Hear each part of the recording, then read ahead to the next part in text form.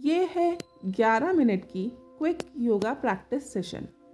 आजकल के भागदौड़ के टाइम में अगर आपके पास लेंदी वर्कआउट्स का टाइम नहीं है, पर हेल्थ और फिटनेस के लिए आप कुछ करना चाह रहे हैं, वो भी घर पर रहकर, तो ये प्रैक्टिस सेशन आपके लिए एक बढ़िया सोल्यूशन है। चलिए मात्र 11 मिनट इस्तेमाल करके अपने दिन और हेल्थ को ट्रांसफॉर्म करने का ट्राई करते हैं। शुरुआत करेंगे अपने मैट पर आने से। मैट पर आराम से सुखासन में बैठ जाएंगे विद योर बैक स्ट्रेट। हाथों को ऊपर की तरफ रखेंगे और आंखें बंद करके डीप ब्रीदिंग करेंगे। Deep inhale and deep exhale. ये प्रक्रिया हम 4 से 5 बार दोहराएंगे। Deep inhale and deep exhale. Deep inhale and deep exhale. जब आप तैयार हों तो धीरे से आंखों को खोलेंगे और एक हल्की सी मुस्कान के साथ सूक्ष्म क्रियाएं शुरू करेंगे, ताकि हम अपनी बॉडी को जगा दें और कोई भी टेंशन हो तो उसे भी रिलीज कर दें। अब नेक को धीरे धीरे आगे और फिर पीछे की तरफ झुकाएंगे 5 बार, ताकि नेक की स्टिफनेस कम हो सके। फिर नेक को लेफ्ट राइट घुमाएंगे और फिर धीरे धीरे एक पूरा राउंड लगाएंगे। यह हम किसी भी स्टेप पर जोर नहीं लगाएंगे, जितना आराम से कर पा रहे हैं उतना ही करेंगे। रेपिटेशंस आप कम या ज़्यादा भी कर सकते हैं अपनी कन्वीनियंस के अकॉर्डिंग।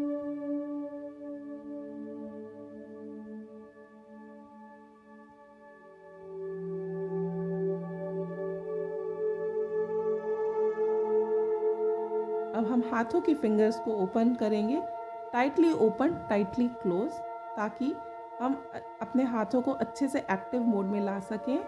रिस्ट को अच्छे से क्लॉकवाइज घुमाएंगे। अब हम अपने राइट हैंड से नेक को राइट साइड पे थोड़ा सा स्ट्रेच करेंगे, बहुत ज़्यादा जोर नहीं लगाएंगे। फिर लेफ्ट हैंड से लेफ्ट साइड पे नेक को स्ट्रेच करेंगे।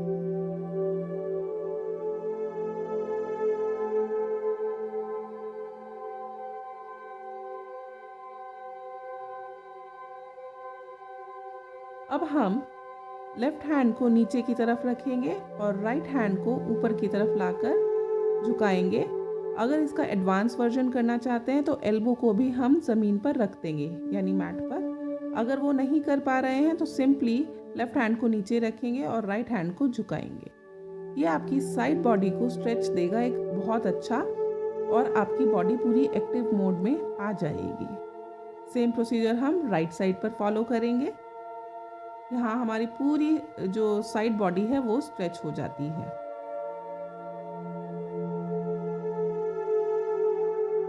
अब हम शोल्डर्स को रोल करेंगे, ताकि शोल्डर्स में भी कोई भी टेंशन है तो वो रिलीज हो जाए। पहले क्लॉकवाइज करेंगे और फिर एंटी क्लॉकवाइज। आप 5 बार 10 बार जितनी बार ये करना चाहें उतनी बार कर सकते हैं। अब हम साइड स्ट्रेच लेंगे एक एक बार।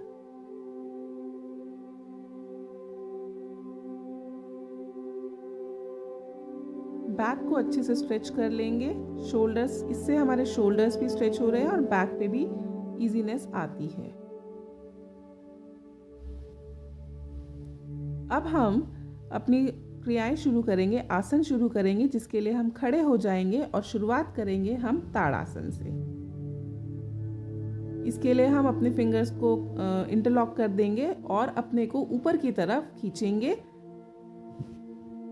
इसमें हम अपने पंजों के बल खड़े हो जाएंगे और हाथों को ऊपर की तरफ पुल करेंगे, जैसे कि कोई आपका सिर रस्सी से ऊपर की तरफ खींच रहा हो। जितनी देर आराम से होल्ड कर पाए होल्ड करेंगे।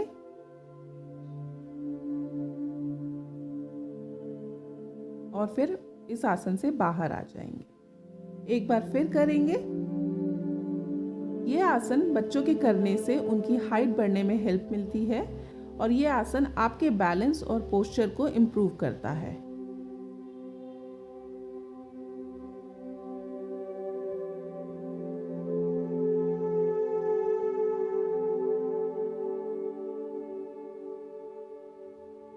थोड़ा सा बैलेंस को मेंटेन करेंगे।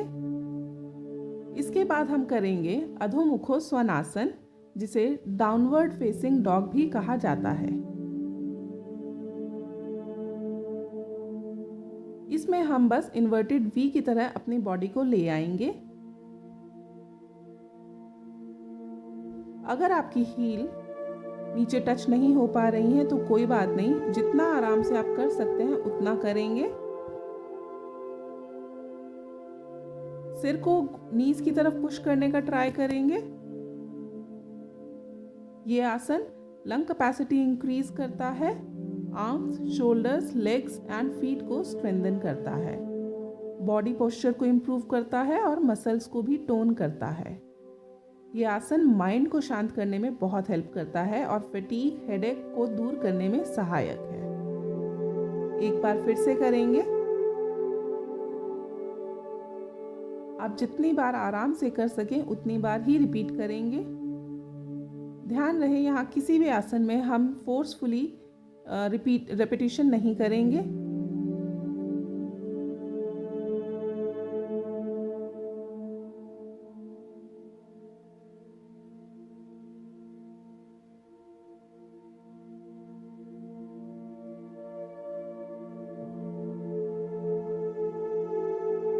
थोड़ी देर होल्ड करेंगे, जितनी देर आराम से होल्ड कर सकते हैं। इस आसन से बाहर आने के लिए नॉर्मली वज्रासन पर बैठ जाएंगे। अब हम करेंगे वीरभद्रासन, ताकि हम बॉडी बैलेंस को इंक्रीज कर सकें और स्टैमिना बढ़ा सकें। यह आसन डेस्क जॉब वालों को जरूर करना चाहिए।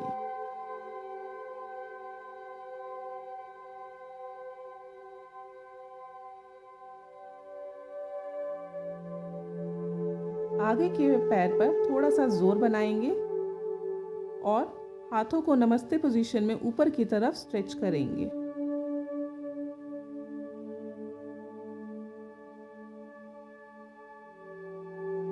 अपनी ब्रीदिंग पर ध्यान देंगे। अब दूसरी साइड रिपीट करेंगे, सेम प्रोसेस। आगे वाला पैर का नी मोड़ लेंगे और पीछे वाले लेग को स्ट्रेट रखेंगे और हाथों को नमस्ते पोजीशन में ऊपर की तरफ लाके स्ट्रेच करेंगे।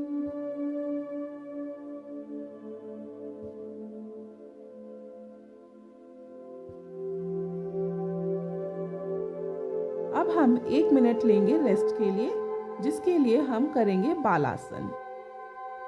बस अपने हिप्स पर बैठ जाएंगे और हाथों को आगे की तरफ स्ट्रेच करेंगे और सिर को नीचे रख देंगे और रिलैक्स करेंगे।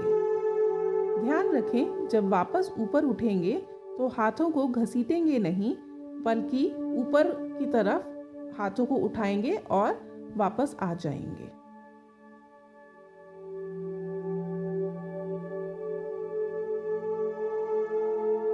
ये आसन रिलैक्स करने के लिए बहुत ही कारगर है।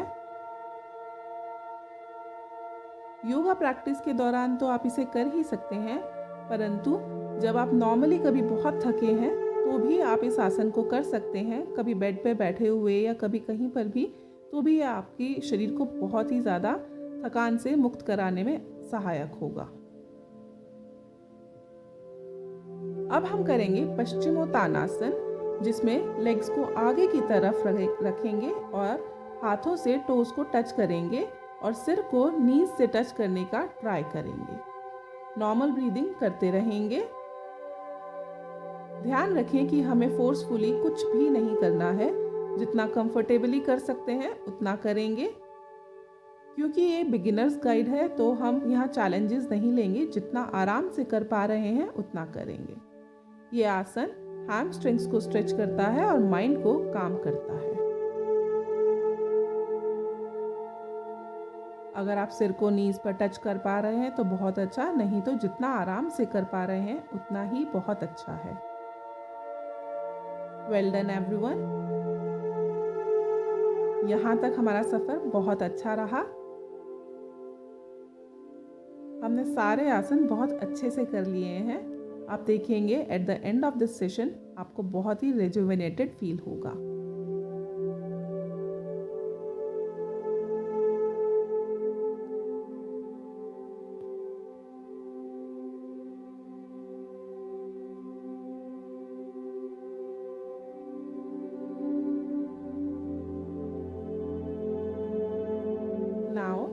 Let's end our session with some relaxation. Lie down on your back, close your eyes and take few deep breaths. Body को पूरा लूज छोड़ देंगे. कोई बॉडी पार्ट ट्राई करेंगे कि कोई बॉडी पार्ट एक दूसरे से टच ना हो रहा हो.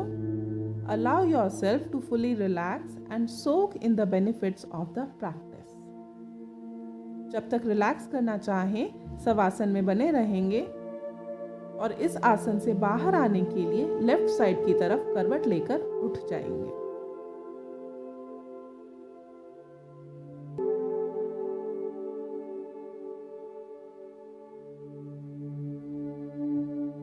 Thank you everyone to join this beginner's guide to yoga. I hope you all feel more relaxed and centered now. Please share this practice with your loved ones to let them get the benefits of yoga. Om Namah Shivaya.